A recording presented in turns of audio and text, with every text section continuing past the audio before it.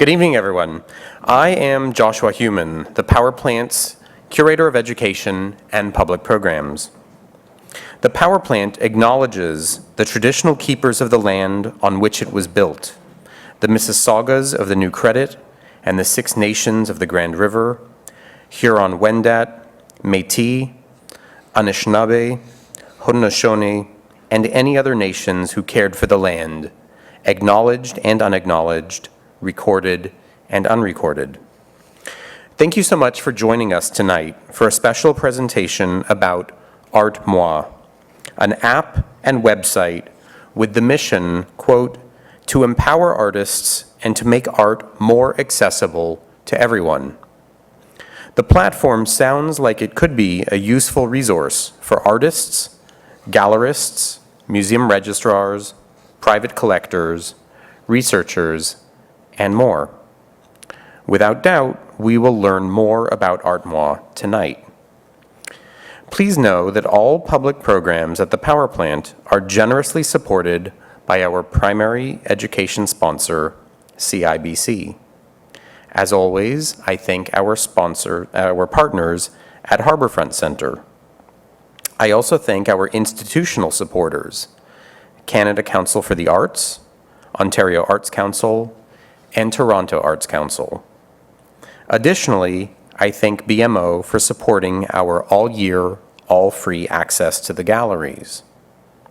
Our programs are free to members, so we encourage you to become a member to take advantage of this, one of many benefits of membership. But for the benefit of our speaker and the audience tonight, I ask everyone to reach into your pockets, your backpacks, and your purses to find electronic devices, and if you would, please set them to vibrate or silent mode. And now for tonight's lecture. It is my pleasure to briefly introduce Ryan Mayberry. Most relevant for this evening, Ryan is founder of ArtMoi. He is also owner of Mayberry Fine Art and Vice President of Consignor Auctions Limited. So at this stage, please join me in welcoming Ryan to the lectern.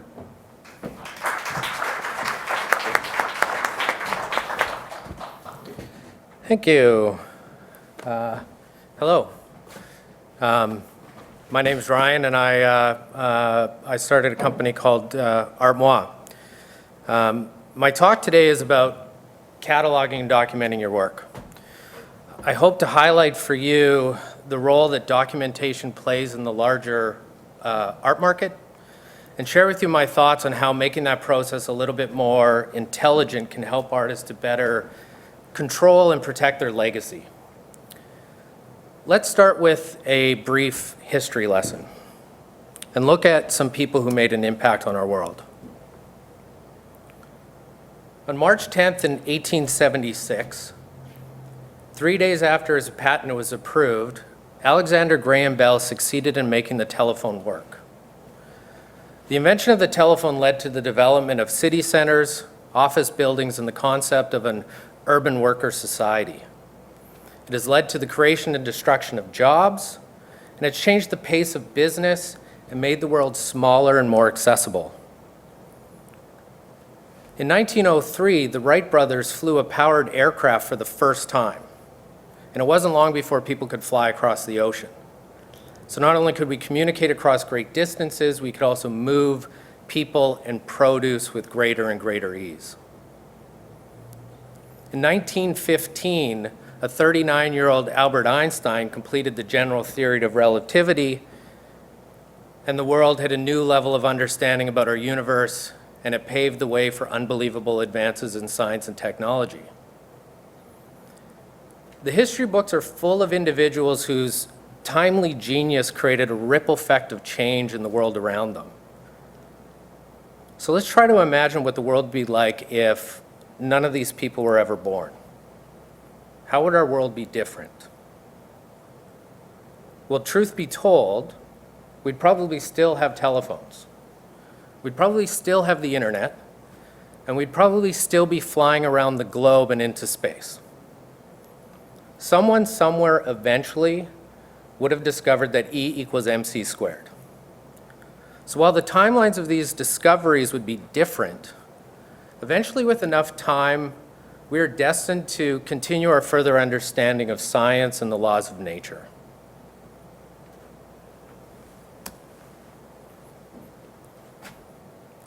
So let's look at a few other individuals that impact our lives. What would the world be like if Picasso was never born? Or Frida Kahlo? Tom Thompson? Or Emily Carr? What about Warhol, Van Gogh, Reappella, Pollock? If these artists were never born, would the world ever know their art? These people might not impact our understanding of science and technology, but they impact the understanding of our own soul. They provide us on an individual basis a better understanding of ourselves, and they inspire every day, in life and in death. Through their art and the creations that they leave behind, they help to give people purpose. Have you ever stood in front of a painting and not just seen it, but felt it? For me, I get that from seeing Rothko's work in person. For other people, they might get it from a sculpture or music or dance, maybe even architecture. It's different from person to person, but it's not a stretch to say that the vast majority of people in the world find some sort of comfort and inspiration through their exposure to art. And to me, that illustrates why the arts are equally as important as science and why artists are equally as important as scientists and inventors. And it also highlights the reasons why I created a company called ArtMoi.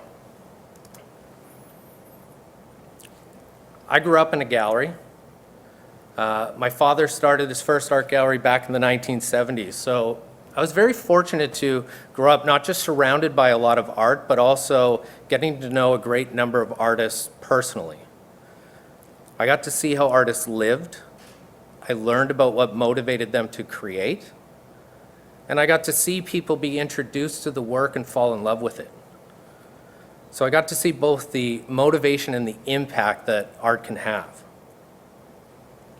I'm also a huge nerd. I love computers and technology. I like writing code. I like building things out of it. And to me, there's a real artistry in that process as well. And while I've had the good fortune of working on a lot of really cool technology and a lot of interesting industries, I've always been drawn back to the art world. And around 2005, I joined Mayberry Fine Art, and I was finally able to blend those two passions together. Something you learn quickly when you're a nerd working within the art world is that it's very, very slow at adopting technology. It's a niche industry, and it often gets ignored when it comes to innovation. And in my opinion, even when technology is applied, it's not always applied in the right area, or at least not applied with the right stakeholders in mind. I think it helps to look at the art world as the world's largest cottage industry. The visual arts might be a multi-billion-dollar industry, but in reality, it's just a cottage industry. Artists produced works in isolation. Usually single people studios, then the goods that they create, they're distributed through many, many small venues. Art galleries, exhibition spaces, they're all small operations. And artists of all shapes and sizes try everything and anything to get their work out there. Even the internet hasn't really changed this that much at all. Yeah, artists now have more options to market their work and aren't as limited to regional exposure limitations. And artists can more easily create their own brand, but the logistics behind the art world has not changed. Ultimately, you still need to get people in front of your artwork in order for real inspiration to happen. So while as an artist I can post something on Instagram and someone half a world away can follow my process, the logistics of packing, shipping, moving, caring for, and preserving that artwork remains as it always was. Artwork leaves an artist's studio and it starts a solo journey. And as time goes on, the connection between the artist and that artwork shrinks. The most significant disconnect comes when artwork is recycled, the transference of art from one owner to another. Here's a beautiful fact about art. It rarely gets thrown away. You occasionally might hear a story of how somebody's installation at a major museum gets chucked into the trash by the cleaning crew at night, but that's rare. People generally just do not throw away art. Art is resold, it's donated, it's gifted, it's given away. One person ceases to be the custodian of that artwork and somebody else takes over. And when that happens, two things occur. Firstly, the details about that work of art, if it's a painting, who painted it, when it was painted, why it was painted, those details become a little more blurry. It's like the telephone game that they made you play in school, where everyone stands in a line and a phrase is whispered from one ear to the next. At the far end, the original phrase is lost in translation. The same thing happens with the story about a work of art when it is shared from one person to the next. The other thing that happens when art is transferred is from one person to another is a new chapter begins. A new story about this work of art begins to be told. The story might begin with, I got this painting from my uncle. It hung in his den. I really liked it, and he gave it to me. When artwork changes hands, it's an important event in the story of that work. There's another beautiful thing about artwork. Every piece has a story. And everyone who comes in contact with that work of art has the opportunity to contribute to that story. A work of art has a life full of events. It spawns from inspiration created by a need, and then it gets produced and it gets shared. The story begins with the artist, but it continues from there and it never really ends.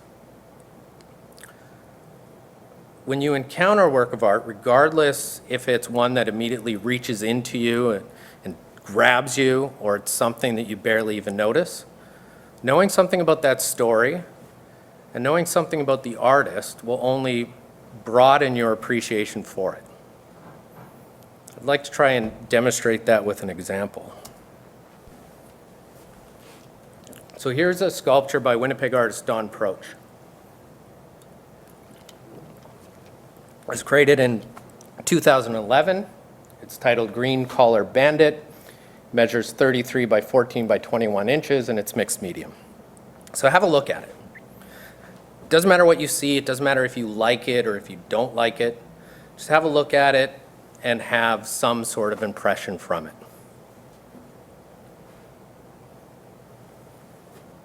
Now I want you to watch something.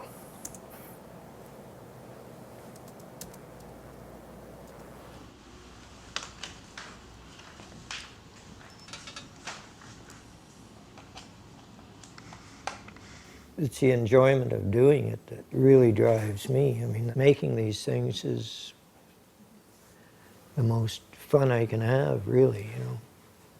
Because you're using your skills, you're using your mind, you're thinking of the future, you're thinking of the past, and then it's interesting to see what comes out of it, you know. So that's the exciting part of it, because you don't know what's around the corner.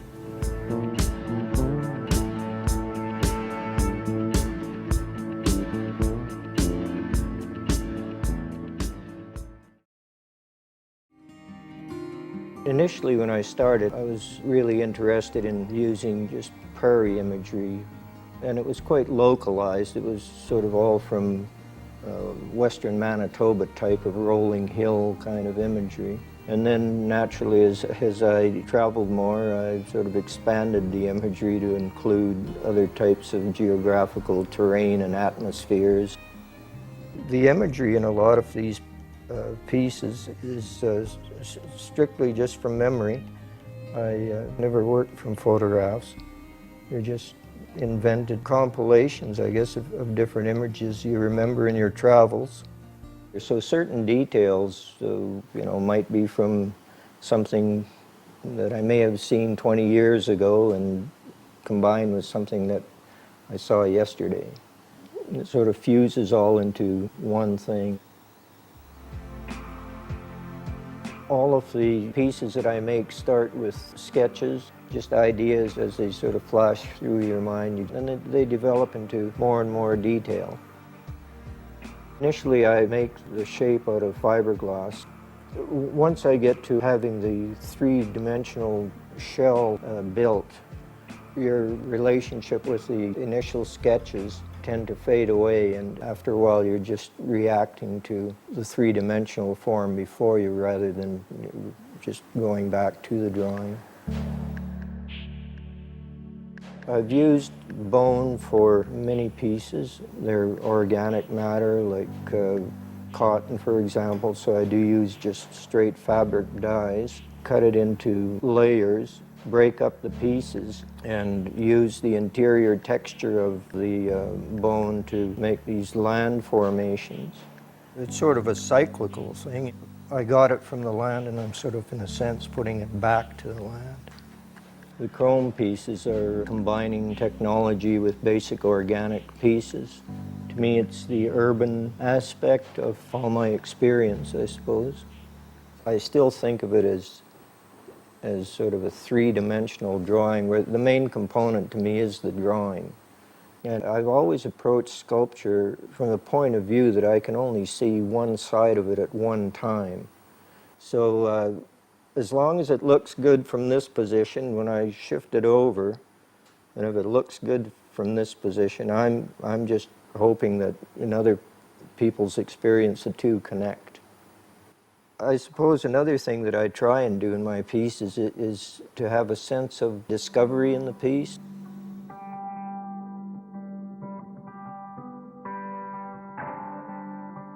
Night Landing Mask was a piece that has an interior to it, and it's a night scene totally defined by fiber optics.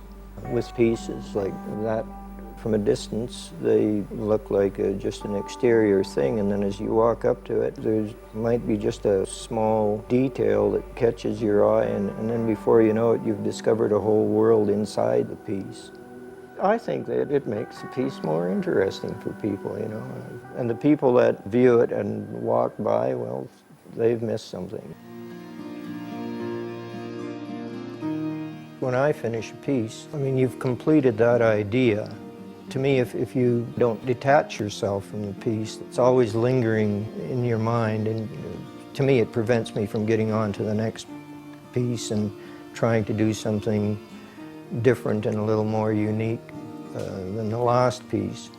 You know, trying to explore new ideas, and it's just interesting to sort of see where your mind leads you, you know. My art is always changing with my life's experience, you know.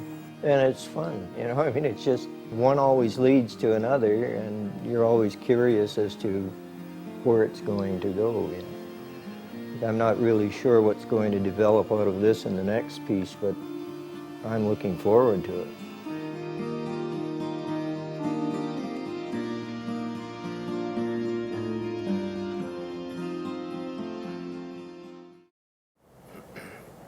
So let's have another look. I don't know about you, but for me, there's no quicker way to build an appreciation for a work of art than to hear the artist speak about it in their own words. It doesn't have to make you like the work if you didn't in the first place, but I dare to say you're probably a little bit of a grumpy person if your appreciation didn't grow just a little bit.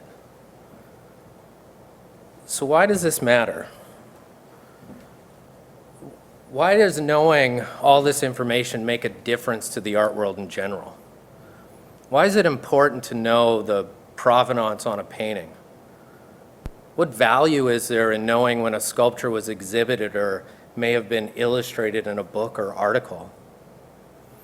Apart from giving us a better appreciation for the work, why do we care about knowing precise dates around when a work of art was created or specific mediums or techniques used? Let me give you an example of something we see nearly every day at Mayberry Fine Art. Somebody walks into the gallery with a painting under their arm, like this one, and they say to us, my uncle recently passed away and he gave me this painting. I know that he always liked it and hung in his den. What can you tell me about it? Does it have any value? Certainly a reasonable question for anybody to have who's all of a sudden in possession of this work of art. If we're lucky, maybe the uncle bought it from us and we know about it, or it happens to be by one of the artists that we have a lot of experience with. But it would be absolutely impossible for a single person to be able to recognize the work of every single artist in Canada, never mind the world. So to help this individual, we need to do some research. They want to know if this painting has any value, so we need to gather some information about it so that we can do that for them.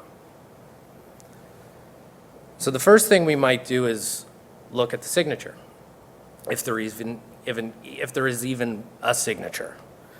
As you might be able to see from this painting, there is a signature, but it's not overly legible. It's a little bit difficult to read.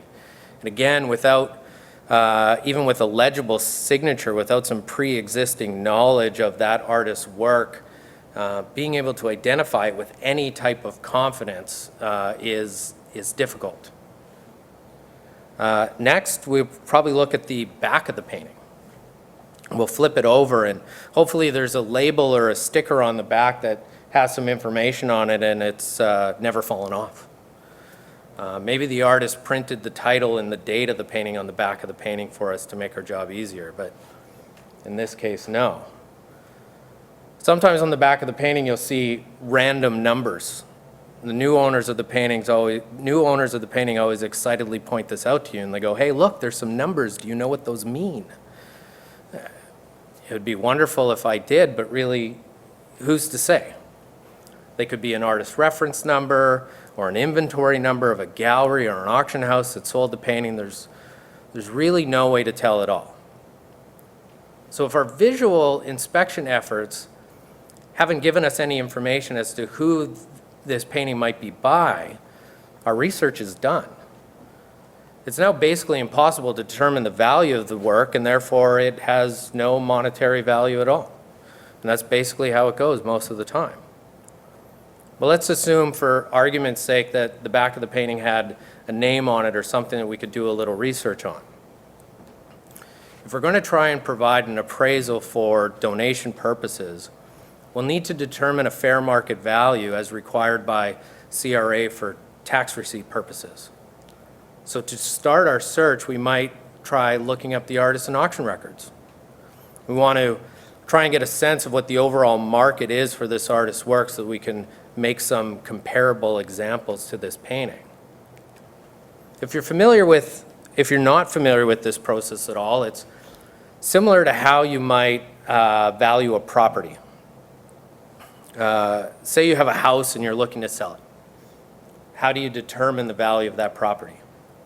Well, first you have to look at the details. How large is it? What's the square footage? When was it built? Who is the architect? What's the overall condition? Where is it located? When was the last time that it was sold? You'll note down as much information as possible and then you'll look for comparisons. What have houses roughly the same size and condition in the same location recently sold for? How many have sold?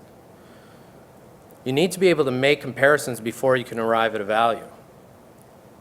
We'll do the same with a painting, but the process can be a little more vague as it's extremely difficult to get comparable and accurate information, especially if you're not already familiar with the market. And as a certified appraiser, you have to be aware that you are responsible for the accuracy of your information. That's why you have to ignore information that cannot be verified. Authoritative information is the only information that you can accurately rely on. And today, the source of that information still has to be vetted. 9 times out of 10, if there's information available online about an artist somewhere, the source is either somebody who is actively selling the work or has previously sold the work. So the information being published could be skewed. And it takes a lot of experience to understand, what is being shared and what is not being shared about a specific artist's work. Let's talk about authoritative information. If information we try to dig up online is going to be possibly skewed, where can we find real authoritative information? Well, if the painting in question was by Jean-Paul Reappella, we'd be in luck. And that's because there's an official Catalogue Resume on Reappella's work. The Resume for Reappella is a total of 7 volumes and has been the life work of Reappella's daughter, who has been building these catalogs for over 30 years. So if someone came into our gallery with this painting and wanted some information on it, the process would be completely different. Because there is an official Catalogue Resume, we have the tools to not only make accurate comparisons, but we can also authenticate the work. Because this painting is in the Catalogue Resume for Jean-Paul Reappella, we can say without a doubt that it is by that artist. If the painting was not in the Catalogue Resume, then we can't say with certainty that the painting is correct. And if we can't say it with certainty, then we can't appraise or authenticate the painting. And if we can't authenticate the painting, it can't be gifted to a museum, and it can't be shared with the world. So where do Catalogue Resumes come from? How are they put together? Well, most official catalogs are born from the same efforts as the Jean-Paul Reappella volumes. An artist spends their entire life producing a body of work, and then they pass away. And a loved one or someone who has a deep appreciation for the life and the work of that artist takes up the task. They have to do their own research. They have to piece information together, one painting at a time, and maybe over a period of years or decades, as is the case with Reappella, a catalog can be published. Catalogue Resumes today are typically large books which are heavy and difficult to manage, but at least they're there and we have them. The indigenous people of the prairies were historically nomadic, so unlike indigenous populations on the West Coast, they didn't build monolithic totem poles and structures to document their culture and their heritage. Before Norval, the artwork of woodlands artists consisted of basketry and beadwork, items that were perishable and didn't have longevity. The history, culture, and heritage of the woodlands tribes were shared by word of mouth and passed down from generation to generation. Norval Morrisseau and his contemporaries like Daphne Ojig were the first artists to start taking those stories and putting them into paintings. There's no Catalogue Resume for Norval Morrisseau. No official documentation on what was produced and when it was produced. Norval, like Reappella, was extremely prolific, and if there was a catalog, it would be equal in size. There's no question the importance of Norval to Canadian art history. However, the legacy of his work and indeed the integrity of his paintings are in a sad state. When Norval's work started to gain attention, academic attention and credit, the market for his work naturally grew as well. And because Norval's style is not technically complicated, what also grew were the number of fake paintings being produced by more opportunistic people looking to take advantage of his importance. So today, it can be extremely difficult to fully authenticate a work of art by Norval. And the liability of getting it wrong has left the majority of auction companies, appraisers, and dealers in Canada to wash their hands of the work. They were refused to sell or authenticate a painting by Norval because the risk of wrongly identifying an original and being held accountable for it is just too great. Without access to authoritative sources of information, the authenticity of any work of art is subject to false assumption, either through purposeful attempts to deceit or just simple human error. There are some experts who believe there are fake Norval Morrisseau paintings hanging in major museums and on the covers of books dedicated to his work, but there are few people who put their name on the line and publicly make those claims. The liability of making a claim about a work of art and getting it wrong is simply too high.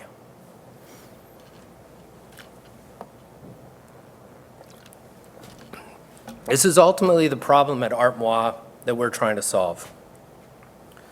We want to make sure that the legacy of the next Norval Morrisseau who comes along is preserved. If Norval had the ability to easily create an official record on his works at the point of creation, it wouldn't be nearly as risky to authenticate the work today, and his legacy would be that much better for it. Our mission at ArtMoi is to empower artists and make art more accessible to everyone. We've defined several key ingredients that are needed to make that happen. First, we need to make it easy for an artist to document at the point of creation. The best place to start is at the start. The moment an artwork is finished, it should be recorded, at the very least with an image. As we can see from the mammoth effort undertaken by Jean-Paul Reappella's daughter, it's very difficult to document after the fact. We think the process should be made as simple and easy as possible for artists to adopt. Next, we need to make tracking a possibility. We want to avoid the disconnect that comes between an artist and their work as time goes on. We all know that tracking technology exists. We can buy something online that goes into a box this big, into another box this big, onto a container that goes into a train, onto a ship that crosses the ocean and goes onto a truck and a smaller truck and eventually arrives at our door. Well, tracking a physical item such as a work of art through its lifetime is a similar problem to solve. To make it a possibility, we need to allow artists to adopt a globally unique identification number, a unique number for every single work of art they create. Something which is universal but also has significance and can be easily read and recorded without confusion. There's other industries that do this. The publishing industry has the ISBN number, for example. If you need to find information about a book, such as who published it or what publication rights are associated with it, you look for the ISBN number, and from there you can find any information that you need to know. The automobile industry has the VAT number, a unique number that goes on virtually every car that rolls off the production line, a number which then can facilitate the tracking of the vehicle's service history, accident history, insurance history, that type of thing. The art world would benefit from such a protocol, and it would make sharing, tracking, and validating information a lot easier. This is one of the global IDs that ArtMoi has now assigned to over 25,000 works of art since last summer. It's a segmented 9-character alphanumeric ID. It's simple, guaranteed to be unique. It's also easy to use and record. For example, this ID has a 1 in it, which means it'll never contain an I or an L or any other character that could be confused with a 1. Written in a different font, that 1 might look like an I. So with the ArtMoi number, it can be either. And by being globally unique, it can ultimately enable the type of tracking and unified record keeping that on the work of art that it's associated with. Most importantly, however, we need to put ownership and validity of this information into the hands of the artists. Artists need to be the ones who catalog their own work because they're the closest to it. Only they know why they created something. Only an artist knows how it was made and where it was made and why it was made. So the artist needs to be the person to validate this information. And the artist needs to own that information as well. While the works of art that they create may be under the care of collectors or patrons or curators or even the general public, the artist should be the custodian of an official record for that artwork.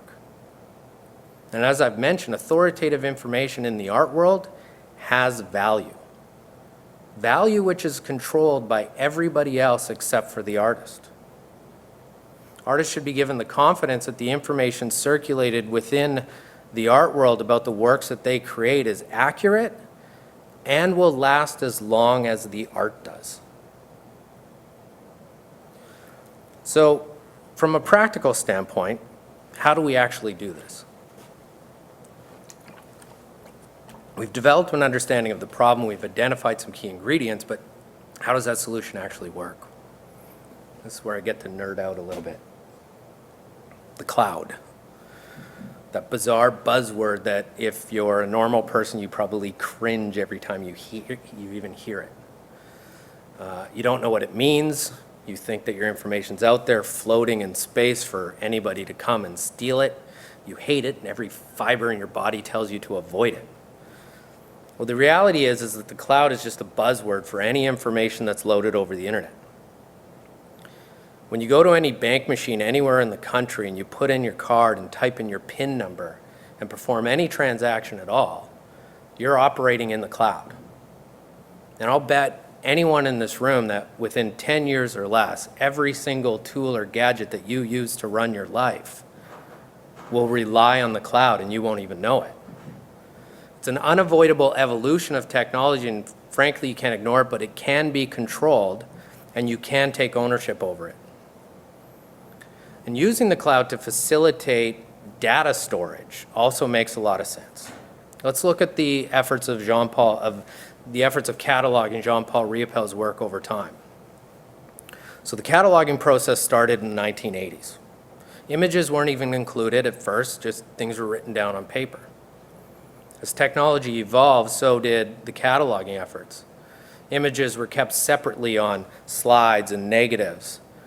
And eventually, digital images could be recorded and saved on floppy disk, and then smaller floppy disks, and then CDs, and then external hard drives. But with each evolution of technology, the information on older and older records becomes harder and harder to access. And already, things that are on floppy disk and CD-ROM are difficult to use with any modern computer system.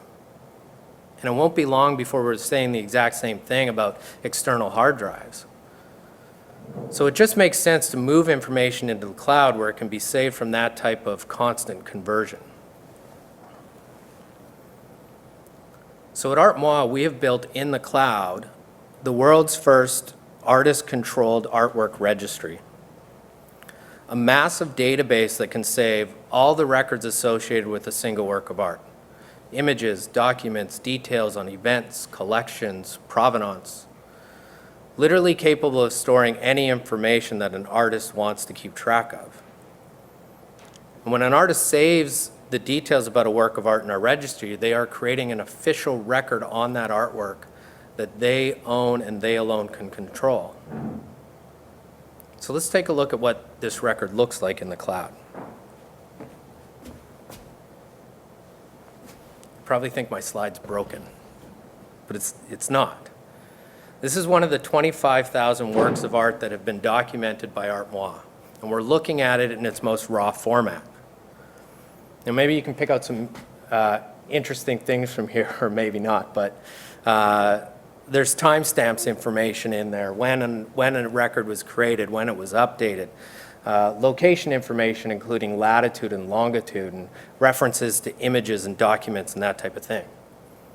So why am I showing you this completely confusing and over-the-top technical stuff? Well, two reasons. First, this is the language of the internet.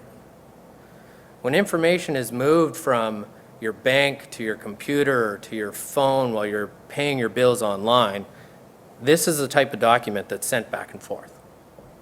When you post something on Instagram or you check your Facebook feed, this is the type of document that's being sent back and forth. But the second thing that's important about this is that it is an actual document.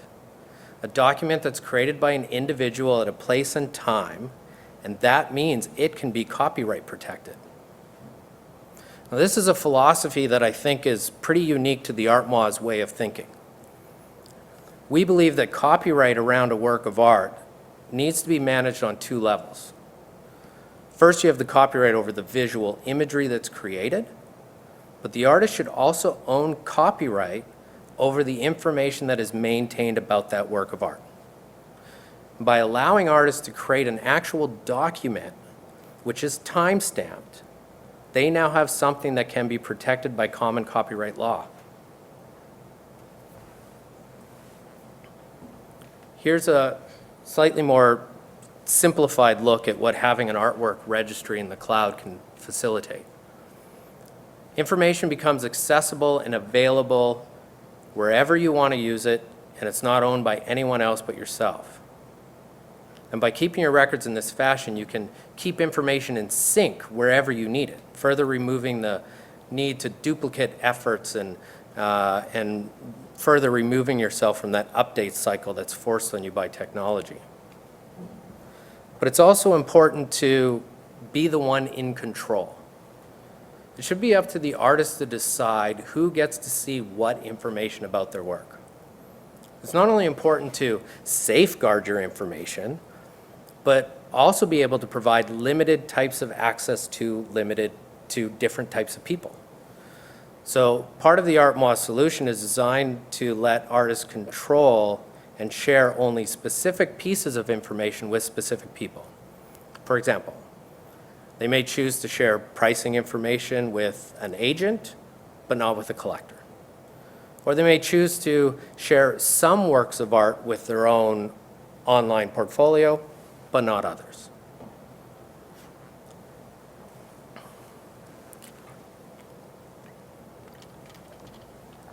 And that, from a high level, is the core solution that ArtMoi provides. A cloud-based artwork registry designed in a manner which will let it grow infinitely in size and meets the needs of any artist who's interested in controlling and protecting their legacy. But as cool as I might think that nerdy tech stuff is, we haven't addressed the first key objective, which is to make it easy. So for that, we need a set of tools. Tools that can make us productive and lets us build an official record for that work of art within the same process we use to create it. The main tool that we have at ArtMoi is called ArtMoi Studio. Designed with the professional artist in mind, ArtMoi Studio provides a modern and clean interface for managing all of your artwork records. Items can be organized into collections or filtered by creating reports. Virtually any type of information that an artist wishes to track on an item can be added to the artwork record. Information and images can be added in bulk or one at a time. The main interface for ArtMoi Studio is a web-based dashboard, so it's similar to how you might work with Gmail or other programs like that. The dashboard can be accessed from any type of computer, tablet, or smart device, and we even have dedicated apps for iPhone and iPad.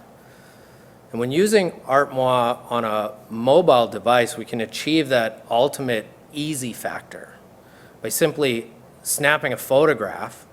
A globally unique ID number can be generated, and the documentation process has begun. And this can be done at the point of completion or even at the point of inception.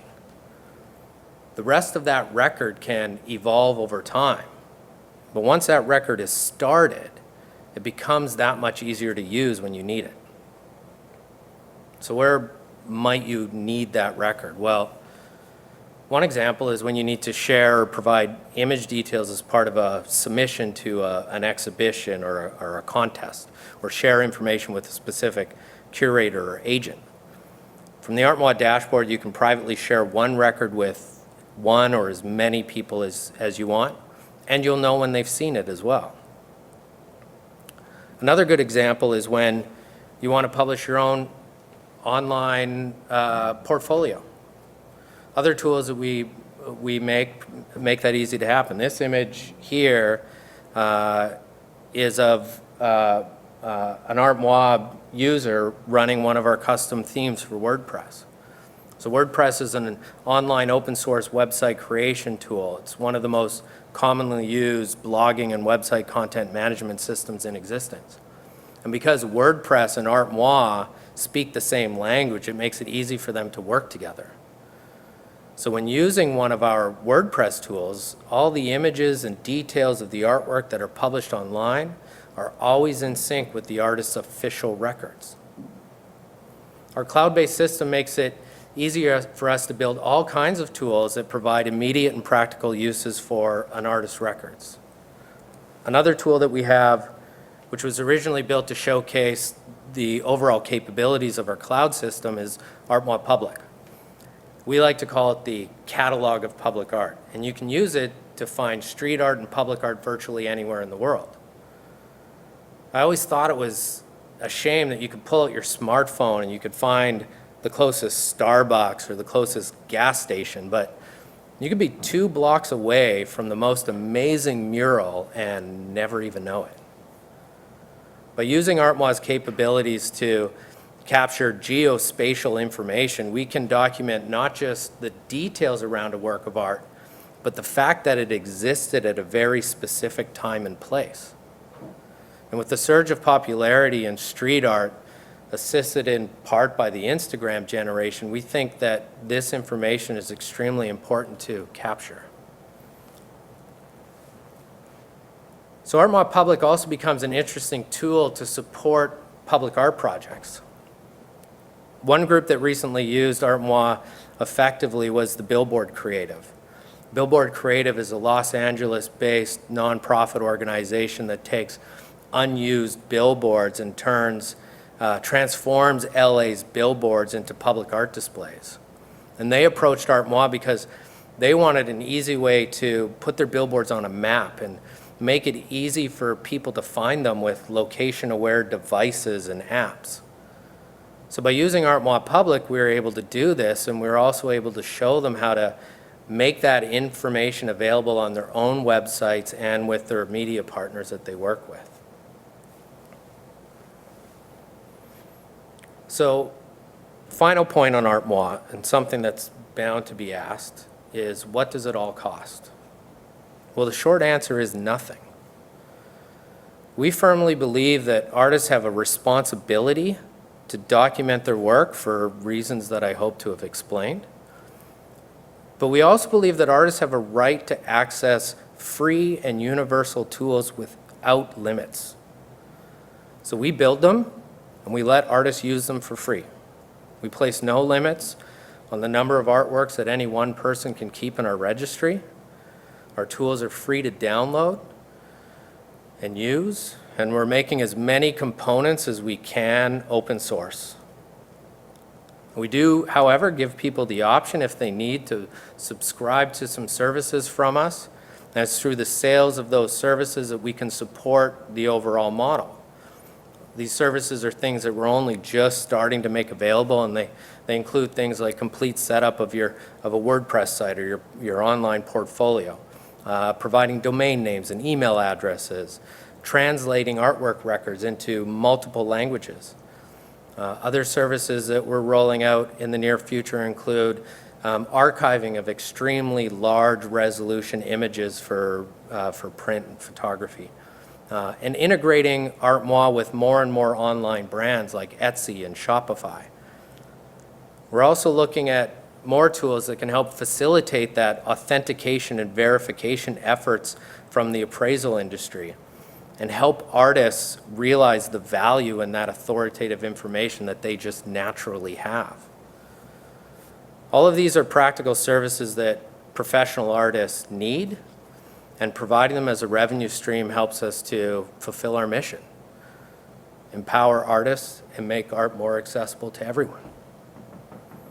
And that's it. Thank you for listening.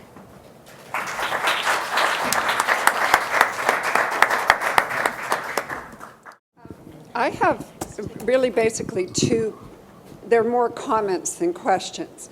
And one is that I think that this concept is extraordinary, but I do think that the globally unique identifier is going to assist artists with the advantage in gaining some monetary gain for those nations who finally move forward with artists' resale rights. That if you're able to identify that work of art and then contact the artist. But what I'm really touched by in thinking about the significance of documenting art, it's not just the monetary issues, it's the loss of stories, the potential for the loss of stories. And briefly, I had an experience today with a painting that I've known about since the 1980s. It's a portrait of Margaret Lawrence by Charles Pachter. There's a shadow in the painting, and never understood what that was about. But today I got information from him that the shadow is actually Joyce Wieland. And he sent along a photograph of Margaret Lawrence and Joyce Wieland sitting in his kitchen. And, Joyce is looking incredible and Margaret is looking amazing. And in their conversation that day, sort of Margaret's personality overpowered everything, and Joyce kind of she faded into the background. And that's what that painting is about. And here we are in 2016, and he painted it in, I think, like 1984. And that story would have been lost if he hadn't shared that, because now we're going to make that part of a public record. So I'm certainly going to tell him about ArtMoi, because I think it's exactly that kind of thing in terms of the study of an artist's work and really understanding those works. It's saving the stories is one of the really important things here. Yeah, it's, thank you, Catherine. It is about the stories. It's something that always struck me, growing up in an art gallery and getting to meet artists and see their studios and see them produce things that, I'm friends with a lot of artists and I don't particularly like their work. It's not, their work's not necessarily something that I would have on my house, hang on my own wall. But, knowing about them, knowing why they're doing what they're doing, and then seeing how it impacts other people, I have a strong appreciation for those efforts. And, lacking the ability to talk to those artists and learn those stories, nobody else would be able to get that sort of same appreciation, from that painting that I can. And yeah, it hits you when, when a close artist that passes away, and then all of a sudden you're like, oh, we've got what was about that piece again? What was this about that piece again? You lose that opportunity to ask the questions once they're gone. And, we have access to amazing technologies. ArtMoi we have not invented anything new. All we've done is looked at a lot of different other industries, seen how they track products and items and keep track of massive amounts of information and massive amounts of images, and we just repurposed that technology with a focus wrapped around the stakeholder of the artist. And yeah, anyone else? I have a couple questions. Sure. Thank you. So a couple things. From working in cataloging and knowing artists, I love this idea, but it's about them actually doing it. Yeah. Just like the artists are creators first, and they're not business people. So I'm just how do you encourage them to actually take this on? Yeah, it's a huge it's a professional opportunity, but for them to actually care. So I'm just wondering if your education initiatives are going to art schools and that sort of thing, because university is where they learn, maybe touch on the business part of art, but this is really part of it. They're managing a product, Yeah, but for they sure. don't see it that way because they're creators first. Yeah, it's definitely our biggest hurdle is providing that motivation to do it. Yeah. So our efforts are kind of, we've got a few strategies around that.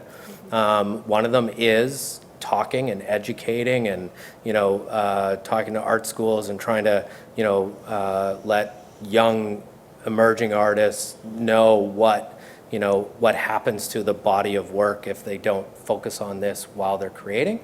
And the other is to provide really good, strong integration with the things that artists are doing. Artists are creators first, but they're also hopping on Instagram and posting their process and stuff on Instagram and posting things to Facebook and, putting up their own little online portfolios and that type of thing. So the tighter that we can integrate ArtMoi with the things that they're actually doing, the goal is to kind of make the documentation process part of their natural process of marketing their work and sharing it with galleries and putting it on websites and that type of thing. Great. I have one more question, if that's okay. I'm really curious about the art registry. So do they have the option of, or is it sort of when they get the ID number, then they can publish it on your registry? I'm just not clear on how your registry works, the public side of it. So say in 20 or 40 years, a work comes in with this ID number, and hopefully it's well known enough that people know to check there as an option, right? Like how that works a bit more. So the artist is completely control of what information in the registry is publicly accessible or not. So at a minimal level, an artist could say nothing is publicly accessible. So somebody with that ID number comes to the registry will tell them this is a valid number, but no information has been made public. Here's an opportunity to request that information. So from there, an artist can selectively make public more and more information that they want. So they could say, show the title and date of the, the artwork, but don't show images, or show images in this, but don't show location, or, or make it all publicly available. So the idea is to, put it in the artist's control as to what information is publicly accessible and what is not, and let them be the ones to respond to any requests for information. We've made a very concerted effort to avoid being a directory of artists or artists' work. Our registry it's not something that people can just come and browse. You'd have to know an ID number to be able to get anything out of it. So it's about putting that control into the artist and letting them define what the public can or cannot see, or their children or their grandchildren or whoever they leave as the custodian of that information after they pass. Thank you. Yeah, no problem. I think I can do it like this. Yeah. I was wondering if you could speak a little bit about what type of access curators and researchers would have. Do you? I'm an artist, but as much a geek as you are, I run Sparkle queries on Wikidata to find stuff. So do you have an API? Are there access points? Yes, we've got a full RESTful API with different access points. So it's possible for, we've got a full API with all kinds of access points that would let virtually anyone build software on top of our platform for custom purposes. We're now in a process that we've been, since we kind of launched and up until a few months ago, we've been working kind of exclusively with living artists working in their studio because that was a stakeholder that we could easily get to and define requirements around. We're now starting to work with historical estates, so groups that have, already a body of work that's maybe documented in a variety of formats, and they're looking to move it over. And we're mapping out tools that, make use of this technology that that appraisers can use, and we're looking at curators and that type of thing as well. But if you go out there and look at what software and tools are available to the art world in general, 9 times out of 10, they're designed around an art gallery or a museum or that type of thing. So there are options in that venue. But everybody ignores the artist because artists, that's not where the money is. The artists can't afford to buy anything, so why would we build anything to sell to them? We'll sell it to where the money is. So we've been very conscious to try and keep our focus wrapped around that as the stakeholder, the artist as the stakeholder, to meet their needs first. But as, the system kind of matures and grows, all kinds of different opportunities kind of keep presenting themselves. And if it's something that furthers our mandate of empowering artists and can, help artists directly, then we're looking at different tools for different people to use. Yeah. Thanks so much, Ryan. I thought it was a great presentation. Thank you. Really enjoyed it. I'm a visual artist, and like many artists, occasionally I hear about a piece of mine that's turned up at auction and it gets sold, and I scramble to try to find out who bought it. The auction houses aren't obligated to tell you, so sometimes it's not easy to get that information. Yeah. But I think it's great that you're starting with artists, because it seems to me they have the most vested interest in keeping track of their work, where it goes. But I'm wondering if you're having any luck getting other auction houses interested in plugging into this system so that everybody can keep track of where art goes when it sells from one person to another. Yeah, it's that's a challenging hurdle to get over, and I kind of touched upon it briefly, in the fact that today authoritative information, especially if you're trying to find out market value and what things have sold for, typically the information that's available today is provided through auction companies and or companies that aggregate auction records into a single database that you can kind of look at. So I honestly haven't approached any about showing them what we're doing, and I don't instinctively think that they'll be overly cooperative. But to me, galleries, auction houses, they're the service end of the industry. The supply chain starts at the artist. So if artists adopt a globally unique ID number, if artists adopt a method of documenting their work and storing their work and making that information accessible, I know for a fact that those other end of the industries will follow suit. It will make their lives a whole lot easier, but it'll be a tipping point. You have to get enough artists believing in your philosophy and your idea and using it, and then the rest of the industry will be like, well, that's what we got to do. And that's how they'll follow suit. And, to me, it really is a bit of a power shift. I think, I work in the auction and gallery end of the art world, and, my family has for over 40 years. And to me, it's odd that so much control in the information and how it's distributed lies in that end of the art world when the artist is sort of the real stakeholder of it. So we are, like, what we're trying to do is kind of a philosophical switch in how information is managed and distributed in the art world. It's no small task. Any other questions? No? Great. If I could ask one favor off of everybody here is tell somebody else about us. Thank you. Thank you.